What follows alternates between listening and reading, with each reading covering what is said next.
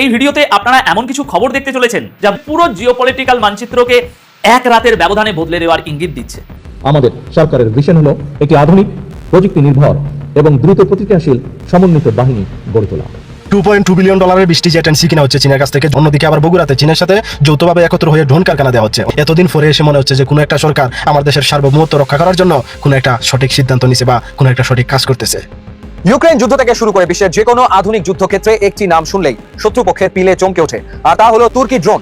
যে তুরস্ক একসময় বিশ্বের অন্যতম বড় অস্ত্র আমদানিকারক ছিল, তারা আজ বিশ্ব কাঁপানো সমরাস্ত্র রপ্তানিকারক। আর এবার সেই তুরস্কের চোখ বাংলাদেশের দিকে। ফাইলটির ভেতরে লুকিয়ে ছিল এমন এক প্রস্তাব যা বাংলাদেশ এর আগে কখনো কোনো পরাশক্তির কাছ থেকে পায়নি। তুরস্কের প্রতিনিধি খুব শান্ত অথচ দৃঢ় কণ্ঠে বললেন, আমরা শুধু আপনাদের কাছে অস্ত্র বিক্রি করতে আসিনি, আমরা চাই আমাদের সবচেয়ে বিধ্বংসী অস্ত্রগুলো আপনাদের নিজেদের মাটিতে তৈরি হোক। ওদেরকে দাবায় রাখার এটা হলো সুকৌশল ভাই, আর কিচ্ছু না। তারেক রহমানের সরকারের চমৎকার উদ্যোগ সীমান্তে শক্তি বাড়াচ্ছে বাংলাদেশ। ধন্যবাদ মাননীয় প্রধানমন্ত্রী জনাব তারেক রহমান সাহেব। এবার খেলা হবে ভারত এবং মায়ানমার সীমান্তে। সিলেট সীমান্তে বিএসএফ এর গুলির জবাব আমার দেশের বীর সৈনিকরা বীরের মতো জবাব দিয়েছে। ভারতের লজ্জা নাই, যদি লজ্জা থাকতো তো বাংলাদেশের দিকে গুলি ছোড়ার মতো তাদের সাহস থাকতো না। এবার ভারতের মেঘালয়ের একটি গ্রাম বাংলাদেশের ভূখণ্ডে চলে আসার পরিস্থিতি তৈরি হয়েছে। এ নিয়ে ওই অঞ্চলের নাগরিকদের মাঝে ছড়িয়ে পড়েছে তীব্র ক্ষোভ। এমন পরিস্থিতির সমাধান টানতে এবার ঢাকার দ্বারস্থ হয়েছে নয়াদিল্লি। রাজনীতিতে আবারও প্রফেসর ইউনূসের অবিশ্বাস্য খেলা শুরু। প্রফেসর ইউনূস খেলছেন, এটা এখন পর্যন্ত বাংলাদেশের রাজনীতিটা নিয়ে তোলপাড়া কিন্তু আমরা খবর পেয়েছি।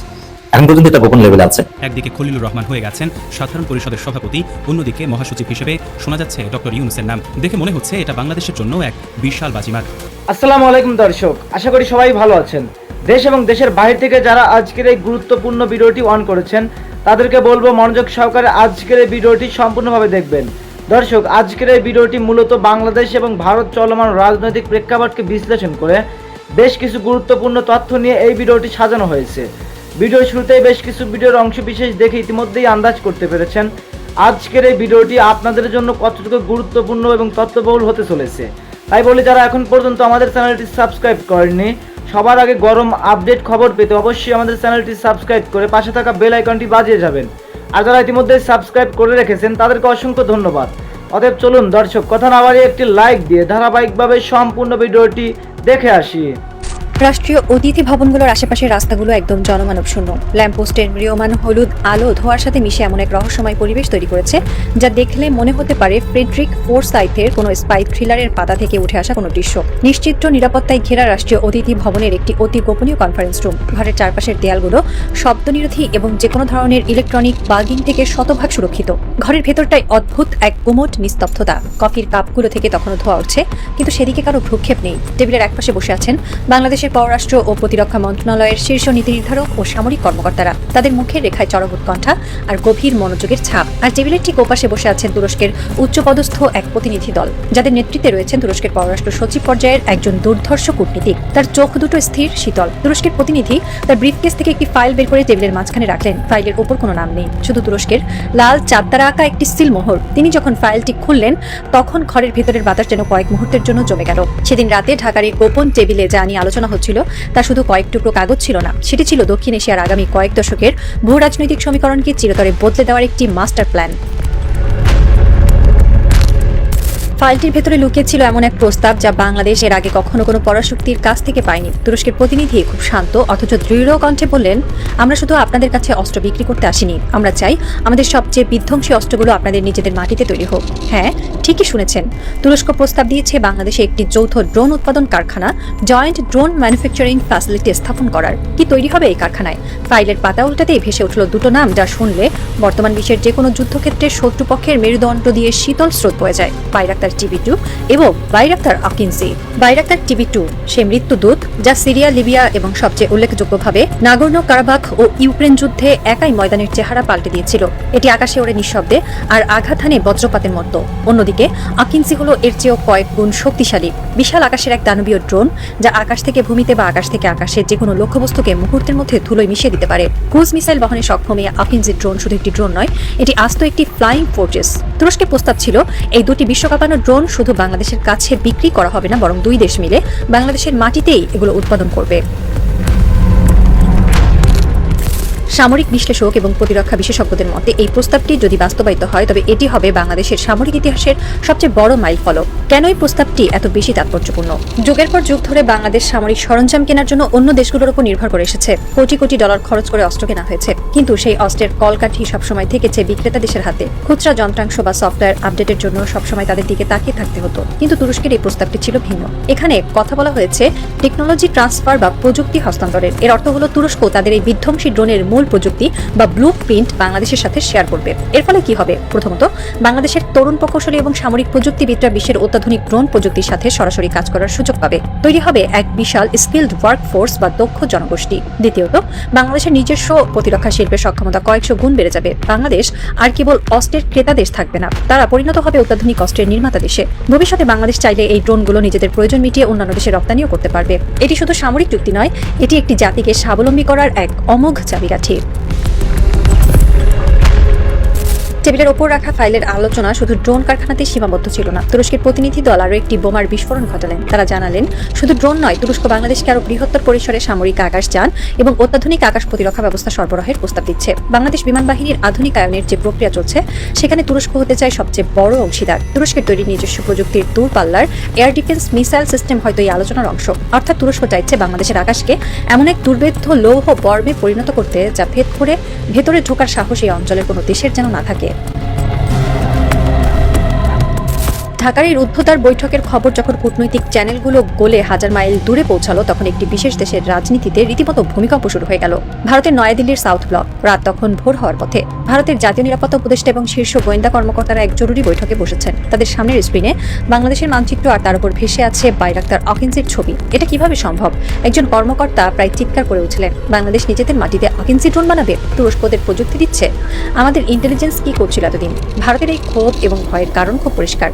তারা সবসময় চেয়েছে বাংলাদেশকে এমন একটি সামরিক কাঠামোর ভেতরে রাখতে, যা ভারতের জন্য কখনোই হুমকি হবে না। বাংলাদেশের আকাশ প্রতিরক্ষা দুর্বল থাকলে ভারতের সুবিধা। কিন্তু হঠাৎ করেই বাংলাদেশ যদি ড্রোন উৎপাদক দেশে পরিণত হয়, যদি তাদের হাতে এমন ড্রোন থাকে যা 1000 কিলোমিটার দূরে নিখুঁতভাবে আঘাত করতে পারে, তবে ভারতের এতদিনের সাজানো ভূ রাজনৈতিক আধিপত্য তাসের ঘরের মতো ভেঙে পড়বে। শুধু ভারত নয়, মায়ানমারের জান্তা সরকারের ভেতরেও এই খবর এক বিশাল আতঙ্কের জন্ম দিয়েছে। তারা খুব ভালো করেই জানে, আরাকান সীমান্তে যদি বাংলাদেশের বাইরাক্তার টিভি-2 একবার উঠতে শুরু করে, তবে মিয়ানমারের সেনাবাহিনী আর পালানোর কোনো পথ পাবে না।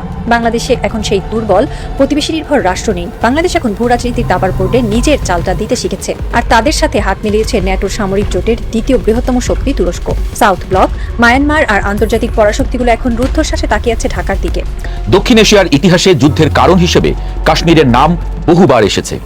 এবার পাকিস্তানের অভিযোগ, ভারত চেনাব নদী কেন্দ্রিক দুটি প্রকল্পের মাধ্যমে পানিকে কৌশলগত অস্ত্রে পরিণত করছে। আর এ কারণে শুধু দুই প্রতিবেশী নয়, পুরো অঞ্চলের জল নিরাপত্তা নতুন প্রশ্নের মুখে পড়েছে। ইসলামাবাদে বৃহস্পতিবার পাকিস্তানের পররাষ্ট্র মন্ত্রণালয়ের মুখপাত্র তাহির আন্দ্রাবি অভিযোগ করেন, চেনাব নদী সংক্রান্ত দুটি প্রকল্প নিয়ে ভারত পাকিস্তানের সঙ্গে কোনো ধরনের পরামর্শ করেনি। তার দাবি, এসব উদ্যোগ 1960 সালের সিন্ধু পানি চুক্তির মৌলিক কাঠামোকেই দুর্বল করে দেবে।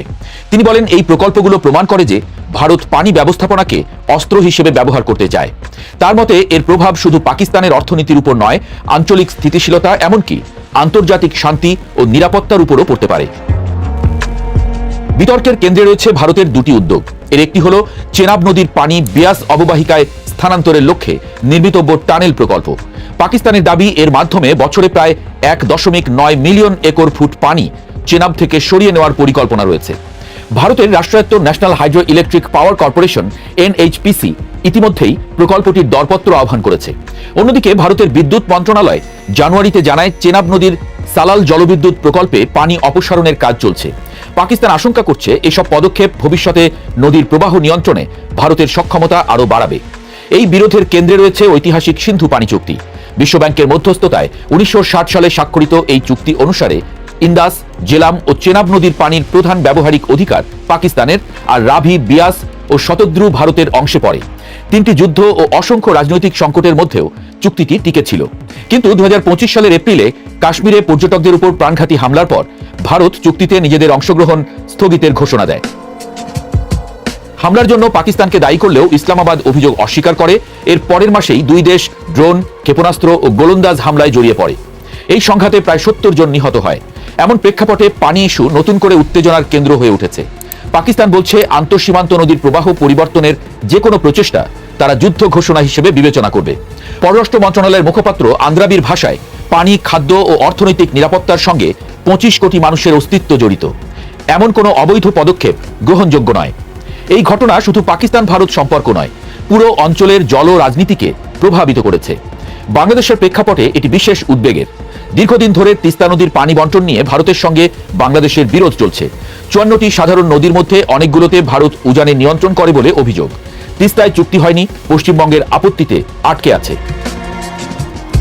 সম্প্রতি বাংলাদেশের তিস্তা অঞ্চলে প্রতিবাদ হয়েছে। কৃষকরা শুষ্ক মৌসুমে পানির অভাব ও বন্যার সময় অতিরিক্ত পানির ক্ষতির অভিযোগ করেন।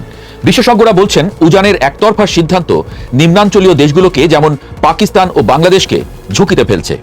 জলবায়ু পরিবর্তনের কারণে গ্লেসিয়ারের গলন ও বৃষ্টিপাতের ধরন বদলাচ্ছে, যা জলবিরোধকে আরো জটিল করছে। ফলে চেনাবের এই বিরোধ কেবল একটি নদী নিয়ে দ্বন্দ্ব নয়, এটি ভবিষ্যৎ দক্ষিণ এশিয়ার জল রাজনীতি, খাদ্য নিরাপত্তা এবং আঞ্চলিক ক্ষমতার ভারসাম্যেরও প্রতিচ্ছবি। এখন পাকিস্তান পরবর্তী কি পদক্ষেপ গ্রহণ করে, সেটাই দেখার বিষয়। হাতে আর মাত্র কয়েকটা মাস, এরপরে খালি হচ্ছে জাতিসংঘের সবচেয়ে বড় ক্ষমতার চেয়ার। আর সেই চেয়ারে নাকি বসতে যাচ্ছেন বাংলাদেশের ডক্টর মোহাম্মদ ইউনূস। নিউ ইয়র্কের বাতাসে এখন এটাই সবচেয়ে বড় খবর। একদিকে খলিলুর রহমান হয়ে গেছেন সাধারণ পরিষদের সভাপতি, অন্যদিকে মহাসচিব হিসেবে শোনা যাচ্ছে ডক্টর ইউনূসের নাম। দেখে মনে হচ্ছে এটা বাংলাদেশের জন্য এক বিশাল বাজিমাত, কিন্তু ভেতরে ভেতরে নাকি চলছে অন্য এক ভয়ঙ্কর খেলা। গুঞ্জন উঠেছে এই পুরো চমকের পেছনে লুকিয়ে আছে খোদ ডোনাল্ড ট্রাম্পের এক গোপন মাস্টার প্ল্যান। ইউনূসকে এত বড় চেয়ারে বসিয়ে ট্রাম্প আসলে কোন ফায়দা লুটতে চাইছেন? দীর্ঘ 40 বছরের লম্বা একটা খরা কাটিয়ে বিশ্বমঞ্চে এবার সত্যি সত্যি এক অভিনব চমক দেখিয়ে দিয়েছেন বাংলাদেশের ডক্টর খলিলুর রহমান। বিশ্বের নামি দামি দেশগুলোকে পেছনে ফেলে তিনি সদ্যই জাতিসংঘের সাধারণ পরিষদের 81তম অধিবেশনের সভাপতি নির্বাচিত হয়ে গেছেন। নিউ ইয়র্কের ম্যানহাটনে অবস্থিত এই বিশাল সদর দপ্তরে এখন কান পাতলেই একটা নতুন হিসাব নিকাশের গুঞ্জন শোনা যাচ্ছে। যারা বিশ্ব রাজনীতি নিয়ে দিনরাত নাড়াচাড়া করেন, তাদের সবার মনে এখন একটাই বড় খটকা লেগে আছে। ডক্টর খলিলুর রহমান কি শুধু 1 বছরের জন্য একটা নাম কাওয়াস্তে দায়িত্ব পালন করতে সেখানে উড়ে গেছেন, নাকি এর পেছনে খুব সাবধানে বিশাল কোনো ছক কষে রাখা হয়েছে? সবাই খুব ভালো করেই জানে আগামী 31শে ডিসেম্বর বর্তমান মহাসচিবের মেয়াদ ফুরিয়ে যাচ্ছে। আর ঠিক তারপরই এই বিশ্বের সবচেয়ে বড় ক্ষমতার চেয়ারটিতে কে বসবেন সেটা নিয়ে ভেতরে ভেতরে জোর কদমে প্রস্তুতি শুরু হয়ে গেছে। সবচেয়ে মজার ব্যাপার হলো, এই নতুন বস বাছাই করার বিশাল ইভেন্টটা হবে খোদ খলিলুর রহমানের আমলেই। 80তম অধিবেশন থেকে এই বিষয়ে টুকটাক কথাবার্তা শুরু হলেও 81তম অধিবেশনে তার সিদ্ধান্তেই চূড়ান্ত হবে আগামী দিনের ভাগ্য। আর ঠিকই দারুণ সুযোগটাকেই কাজে লাগিয়ে একটা বিরাট পায়তারা শুরু হয়েছে বলে অনেকেই মনে করছেন। খলিলুর রহমানের হাতে যে ক্ষমতার হাতুড়ি রয়েছে, সেটা দিয়ে তিনি হয়তো বিশাল কোনো ম্যাজিক দেখাতে চলেছেন, যার একেবারে কেন্দ্রবিন্দুতে আছেন আমাদের ডক্টর ইউনূস। এত বড় একটা জায়গা থেকে এমন একটা সিদ্ধান্ত এলে পুরো বিশ্বের হিসাব নিকাশ নিমিষেই বদলে যাবে। এত বড় একটা ঘটনা যদি সত্যিই ঘটে যায়, তবে সেটা হবে বাংলাদেশের জন্য এক বিশাল প্রাপ্তি। কিন্তু এই প্রাপ্তির আড়ালে অন্য কোনো বড় বিপদের গন্ধ লুকিয়ে আছে কিনা, সেটা নিয়েই এখন চলছে সবচেয়ে বড় কাটাছেঁড়া। কারণ দুনিয়ার এত বড় একটা জায়গায় কোনো কিছুই বিনা স্বার্থে ঘটে না। প্রতিটি চালের পেছনেই কোনো না কোনো বড় দেশের বিশাল স্বার্থ জড়িয়ে থাকে। আর সেই স্বার্থ উদ্ধার করার জন্যই হয়তো এমন একটা অবাক করা পথ বেছে নেওয়া হয়েছে। যেমন 2007 থেকে 2016 সাল পর্যন্ত দক্ষিণ কোরিয়ার বান কি মুন এশিয়া অঞ্চল থেকে এসে এই বিশাল দায়িত্ব সামলেছেন। এরপর 2017 সাল থেকে ইউরোপের হয়ে দায়িত্ব পালন করছেন পর্তুগালের আন্তোনিও গুতেরেস। সেই পুরনো নিয়ম ধরলে এবার মূলত আফ্রিকা বা লাতিন আমেরিকা অঞ্চল থেকে নতুন কারো আসার কথা। কিন্তু দুনিয়ার রাজনীতির মাঠের হিসাব সম্পূর্ণ আলাদা, কারণ এখানে বড় বড় দেশগুলোর নিজেদের লাভের জন্য যে কোনো সময় এসব নিয়ম তুড়ি মেরে উড়িয়ে দিতে পারে। যখন নতুন নেতা হিসেবে দুনিয়ার নাম করা মানুষদের নাম নিয়ে জল্পনা কল্পনা চলছে, ঠিক তখনই খুব চালাকি করে সেখানে ডক্টর মোহাম্মদ ইউনূসের নামটা ভাসিয়ে দেওয়া হয়েছে। আর হবেই না বা কেন? তিনি পশ্চিমা দুনিয়ায় অত্যন্ত পরিচিত একজন মানুষ এবং গরিব মানুষের ভাগ্য বদলানোর কাজে তার লম্বা অভিজ্ঞতা রয়েছে। নোবেল শান্তি পুরস্কার পাওয়া এই মানুষটিকে তাই খুব সহজেই একটা জুৎসই দাবার গুটি বানানো হয়েছে। তাকে এই বিশাল চেয়ারে বসানোর পেছনে বেশ শক্ত কিছু যুক্তিও দাঁড় করানো হয়েছে, যাতে পশ্চিমা দেশগুলো তাকে হাসি মুখে মেনে নেয়। কিন্তু আসল প্রশ্ন হলো, সব নিয়ম ভেঙে তাকে এত বড় একটা জায়গায় বসানোর পেছনে আসল কলকাঠি কে নাড়ছে, আর কার ইশারায় এত বড় একটা ছক্কা হাঁকানোর প্রস্তুতি চলছে? এর পেছনে বিশাল একটা সাপোর্ট তো লাগে, আর সেই সাপোর্ট জোগাড় করার কাজটাই হয়তো খুব গোপনে এগিয়ে চলছে।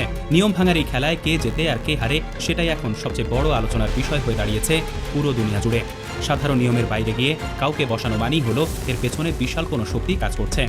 আর সেই শক্তিটা যদি বিশ্বের সবচেয়ে বড় কোনো দেশের হয়, তবে তো আর কথাই নেই।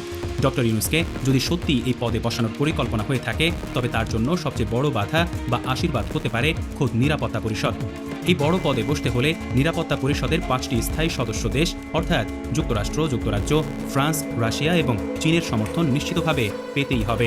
এই 5টি দেশের মধ্যে কোনো একটা দেশও যদি রাজি না হয় তবে মুহূর্তেই সব স্বপ্ন মাটিতে মিশে যাবে। আর এই ভেটোর ভয়েই অনেক বড় বড় কাজ আটকে যায়। যুক্তরাষ্ট্র হয়তো ডক্টর ইউনূসের পক্ষে থাকবে, কিন্তু চীন বা রাশিয়া কি এত সহজেই প্রস্তাবে রাজি হবে? ঠিক এই জায়গাতেই খলিলুর রহমানের আসল মেধা আর চালাকির পরীক্ষা দিতে হবে। তবে এই চকচকে সফলতার পেছনে এক ভয়ঙ্কর অন্ধকার খেলা লুকিয়ে আছে বলে অনেক বিশ্লেষক মনে করেন। তারা বলছেন ডক্টর ইউনূসকে এত বড় জায়গায় নিয়ে যাওয়া বা খলিলুর রহমানকে সভাপতি বানানো কোনো সাধারণ ঘটনা নয়, বরং এগুলো হলো যুক্তরাষ্ট্রের পাতা এক বিশাল ফাঁদ। আর এই পুরো খেলার মাস্টারমাইন্ড হিসেবে বারবার ডোনাল্ড ট্রাম্পের নাম উঠে আসার পেছনের মূল কারণ হলো বঙ্গোপসাগর নিয়ে তাদের বিশাল এক উদ্দেশ্য। বঙ্গোপসাগরের এই জায়গাটা থেকে পুরো এলাকার উপর খুব সহজেই নজর রাখা যায় এবং চীনকে আটকাতে এই জায়গাটা যুক্তরাষ্ট্রের ভীষণ দরকার। তারা খুব ভালো করেই জানে বাংলাদেশের মতো একটা দেশকে সরাসরি ভয় দেখিয়ে নিজেদের দলে টানা খুব কঠিন। তার চেয়ে বরং সেই দেশের মানুষদের আন্তর্জাতিক বড় বড় পদ এবং পুরস্কারের লোভ দেখিয়ে কাজ হাসিল করা অনেক বেশি সোজা। এই জাদুকরী পরিকল্পনার কাছেই হয়তো পুরো দুনিয়ার হিসাব পাল্টে যেতে পারে। এই এক ঢিলে দুই পাখি মারার এই পরিকল্পনার কাছে অনেকেই বোকা বনে যাচ্ছেন, কারণ ট্রাম্পের মতো একজন মানুষ কোনো লাভ ছাড়া এত বড় একটা দানে সায় দেবেন এটা ভাবাটাই চরম বোকামি। এর পেছনে রয়েছে তাদের নিজেদের দেশের নিরাপত্তা এবং বিশ্বের বুকে ছড়ি ঘোরানোর বিশাল এক উদ্দেশ্য। এই উদ্দেশ্য সফল করতে তারা যে কোনো পথে হাঁটতে প্রস্তুত। একটু ভালো করে খেয়াল করলেই কিছু মজার বিষয় একেবারে চোখের সামনে চলে আসে, যা নিয়ে অনেকেই এখন সন্দেহ করছেন।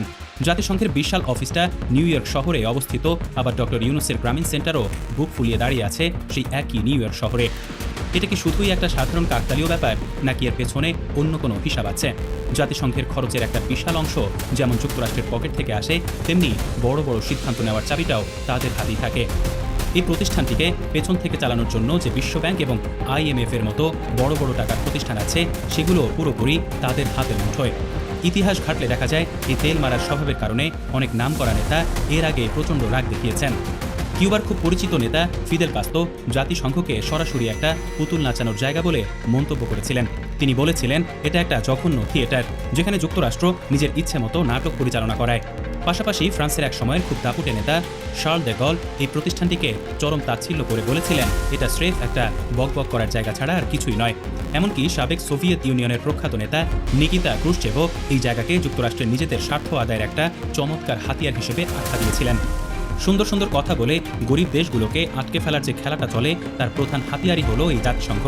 কিছুদিন আগে ইরানের ক্ষেত্রেও ঠিক একই ঘটনা দেখা গেছে। খলিলুর রহমান যে থিয়েটারের 81তম আয়োজনের নাটক পরিচালনার দায়িত্ব পেয়েছেন, সেটা কি সত্যিই কোনো গর্বের বিষয় নাকি বিশাল কোনো বিপদের সংকেত, সেটা নিয়েই এখন সবচেয়ে বেশি কানাঘুষা চলছে চারদিকে। বড় দেশগুলোর এই নোংরা খেলার কাছে গরিব দেশগুলো সবসময় অসহায় হয়ে পড়ে। তাদের কাছে এটা যেন একটা খেলা, আর সাধারণ দেশগুলো হলো সেই খেলার সাধারণ পুতুল। এই পুতুলগুলোকে তারা নিজেদের ইচ্ছা মতো নাচায় আর স্বার্থ ফুরিয়ে গেলে ছুঁড়ে ফেলে দেয়। একদিকে দুনিয়ার সবার সামনে লাল সবুজের পতাকার বিশাল জয় জয়কার এবং সবার উপরে বসার একটা লোভনীয় হাতছানি দেখতে পাওয়া যাচ্ছে। এমন একটা সুযোগ পেলে যে কোনো দেশই খুশিতে লাফিয়ে উঠবে। কিন্তু অন্যদিকে বড় দেশগুলোর দাবার বোর্ডে নিছক একটা গুটি বা পুতুলে পরিণত হওয়ার একটা ভয়ঙ্কর ভয়ও কাজ করছে সবার সামনে। এই দুয়ের মাঝে দাঁড়িয়ে বাংলাদেশের আগামী দিনের ভবিষ্যৎ একটা বিশাল সংকটের মুখে পড়তে যাচ্ছে বলে অনেকেই ধারণা করছেন। একদিকে লোভনীয় পথ আর অন্যদিকে দেশের ভালো, এই দুটোর মধ্যে একটা বড় লড়াই হতে চলেছে। খলিলুর রহমান কি পারবেন যুক্তরাষ্ট্রের এই বিশাল চাপের জাল ছিঁড়ে নিজেদের দেশের ভালোটা ঠিকমতো ধরে রাখতে, নাকি শেষ পর্যন্ত পশ্চিমা ছকেই সবাইকে পা মেলাতে হবে? ডক্টর ইউনূস যদি সত্যি এই বিশাল চেয়ারে বসার সুযোগ পান, তবে কি তিনি স্বাধীনভাবে পৃথিবীর সব সাধারণ মানুষের পক্ষে কাজ করার সাহস দেখাতে পারবেন, নাকি সেই পুরনো কথা অনুযায়ী সাজানো নাটকের একজন বাধ্য অভিনেতা হয়েই তাকে মঞ্চে নামতে হবে এবং অন্যের কথায় উঠতে বসতে হবে? এই সব প্রশ্নের উত্তর এখনই পাওয়া যাবে না, কারণ এর জন্য অপেক্ষা করতে হবে আরও বেশ কয়েক মাস। আমি আশা করছি সম্পূর্ণ ভিডিওটি দেখেছেন এবং এই ভিডিওটির সাপেক্ষে আপনাদের কি মতামত, অবশ্যই আপনাদের মূল্যবান মতামতটি আমাদের কমেন্ট বক্সে জানিয়ে যাবেন। ভিডিওটি ভালো লেগে থাকলে শেয়ার করে অন্যকে দেখার সুযোগ করে দিবেন। দেখা হবে পরবর্তী কোনো আপডেট এবং গরম খবর নিয়ে। ততক্ষণ সবাই সুস্থ থাকবেন। আল্লাহ হাফেজ।